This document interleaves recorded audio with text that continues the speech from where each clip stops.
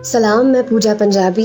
एक गज़ल रोज़ाना में आज जिनकी गज़ल मैं आपको पढ़ के सुनाने वाली हूँ, इनका नाम है नईम रज़ा भट्टी। ये पंजाब पाकिस्तान से ताल्लुक़ रखते हैं और इनकी एक किताब गज़लों की एक किताब पब्लिश हो चुकी है जिसका नाम है ईकान यानी पुख्ता यकीन।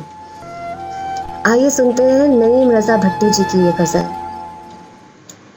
कहानी मेरे भाई मुख्तसर है, कहानी मेरे भाई मुख्तसर है, ये दुनिया इंतहाई मुख्तसर है।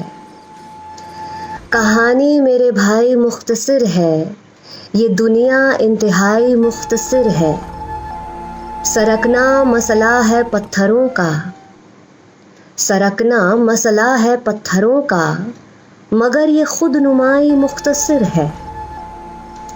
घड़ी भी कट नहीं पाती थी मुझसे, घड़ी भी कट नहीं पाती थी मुझसे, वो कहती थी जुदाई मुख्तसर है। किराएदार हूँ मैं भी यहाँ का, किराएदार हूँ मैं भी यहाँ का, तारुफ इब्तदाई मुख्तसर है।